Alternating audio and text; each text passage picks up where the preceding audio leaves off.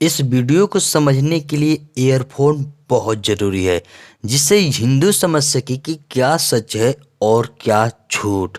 सबसे पहले आपको ये बता दें कि हिंदुस्तान में लगभग 140 करोड़ लोग रहते हैं और सभी धर्मों के लोग रहते हैं। कुछ धर्म तो ऐसे हैं जो सिर्फ हमारे यहाँ ही पाए जाते हैं, लेकिन इनमें से किसी भी धर्म का कोई अपना पर्सनल लॉ बोर्ड नहीं है, क्योंकि ये खुद को हिंदुस्तान का ही नागरिक समझते हैं। लेकिन इन सब के बीच एक ऐसी भी धर्म है जिसे खुद को अल्पसंख्यक का दर्जा तो मिला ही है, साथ में उनका अपना पर्सनल लॉ बोर्ड भी है, जिसका नाम है वक्फ बोर्ड, यानी मुस्लिम पर्सनल लॉ बोर्ड।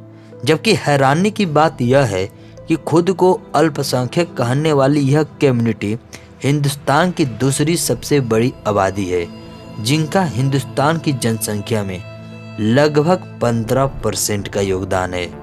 अब सवाल यह है कि अगर सच में हिंदुस्तान सिर्फ हिंदुओं का है, तो फिर सिर्फ मुस्लिमों को ही पर्सनल लॉ बोर्ड क्यों? जैन, बौद्ध, ईसाई, सिख और पारसियों को क्यों नहीं? और अगर हिंदुस्तान सबका है, तो फिर मुस्लिमों का अपना पर्सनल लॉ बोर्ड क्यों? दरअसल इसकी शुरुआत भी हमारे प्यारे बच्चों के मुंह बोले चाचा नेहरू जी की ही देन है, जब उनके साथी यानी कांग्रेसियों के राष्ट्रपिता गांधी के कहने पर देश को दो हिस्सों में जातियों के आधार पर बांट दिया गया। अभी हिंदुस्तान अपनी आज़ादी का भी जश्न नहीं मना पाया, उससे पहले ही हिंदुस्तान को इतना बड़ा दर्द दे दिया गया। और यहाँ से शुरू होती है वक्फ बोर्ड की कहानी, जहाँ एक तरफ पाकिस्तान में हिंदुओं का नरसंहार खुलेआम हो रहा था, वहीं दूसरे तरफ हिंदुस्तान के मुस्लिम पाकिस्तान चले गए अपनी संपत्ति छोड़कर। लेकिन कुछ मुस्लिम हिंदुस्तान में ही रह गए। शायद ये भी नेहरू जी की ही कोई चाल हो, क्योंकि अगर बंटवारा धर्म के आधार पर हुआ तो फिर आधे मुस्लिम यहाँ क्यों, और अगर धर्म के आधार पर नहीं हुआ तो फिर हिंदुओं का नरसंहार क्यों? जो मुस्लिम अपनी संपत्ति छोड़कर पाकिस्तान चले गए, उनकी ही संपत्तियों की नियमन हेतु चाचा नेहरू द्वारा एक बोर्ड बनाया गया, वक्फ बोर्ड, जिसका मुख्य उद्देश्य था कि जो भी मुस्लिमों की संपत्ति है उनकी देखरेख यही बोर्ड करेगी। पर उन संपत्तियों का क्या जो पाकिस्तान में हिंदू नरसंहार के डर से छोड़कर यहाँ चले आए थे और जो आज भी आते हैं।